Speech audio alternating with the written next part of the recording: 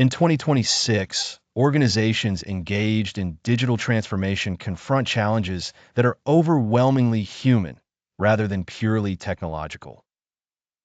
The concept of a digital pivot encompasses not only the rollout of new systems, such as generative AI workflows or the adoption of cross-functional squads, but also the deep psychological adjustments required of every organizational member. This narrative examines the holistic frameworks of change management critical to navigating digital pivots at scale. Imagine a multinational technology firm preparing to embed AI-powered workflows within all business units. The executive suite, led by CEO Elena Serrano, debates whether to issue a mandatory edict or to invest in cultural storytelling. Elena argues that in 2026, the days of top-down directives are numbered. She convenes a company-wide forum where employees are invited to interrogate the company's purpose in light of impending change. The forum surfaces a powerful collective realization. The pivot is an evolutionary defense mechanism, ensuring the firm's relevance. By framing the change as an evolution of why we exist rather than what we do, Elena initiates cultural alignment preceding technological adoption. As news of the AI rollout spreads, the product development team, led by skeptical veteran engineer Isaac Lee, demonstrates textbook reactions drawn from the Kubler-Ross change curve. Within days, pockets of denial are replaced by open frustration in team meetings.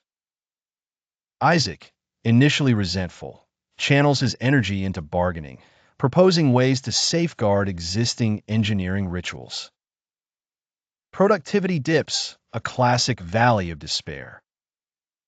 Sensing this, Elena appoints change agents to provide peer-led training and emotional support, shortening the team's stay in the valley and aiding their progress towards integration and acceptance.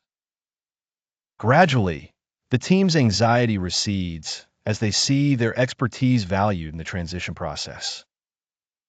Elsewhere, the customer service division, led by Claudia Singh, resists the new workflow, suspecting obsolescence. Claudia launches a series of transparent communication campaigns. Weekly town halls dissect the rationale for the pivot, outline concrete milestones, and articulate the risks of inaction in a fast-evolving marketplace. Honest dialogue unearths underlying fears, but, more importantly, builds trust. When information radiates beyond upper management, rumors dissipate, and the perceived threat level diminishes. True resilience, Elena realizes, is not one-off but systemic.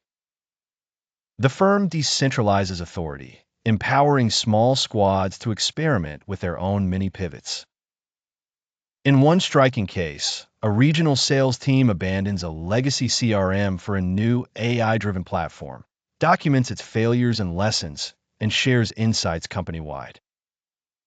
Far from punishing failed experiments, leadership rewards transparency and learning. A growth mindset permeates the culture, making adaptation an ongoing process rather than a traumatic event.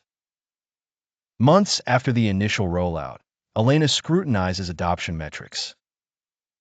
The dashboard reads, utilization rate at 85%, time to proficiency averaging 2 weeks, but shadow processes persist in finance. She pairs qualitative pulse surveys with quantitative system logs to map behavioral shifts. The firm upgrades its strategy, more targeted training, cross-departmental showcases of successful adoption, and public celebration of teams achieving full integration. The focus shifts from launch events to sustained behavioral outcomes. Only when shadow processes disappear and sentiment scores stabilize does Elena declare the pivot successful. Through these scenes, the story of a digital pivot in 2026 emerges as one of intertwined technological and psychological transformation. The success of such a journey hinges not solely on the sophistication of the solution, but on the ability of leaders to cultivate trust, resilience, and adaptive learning at every level of the organization.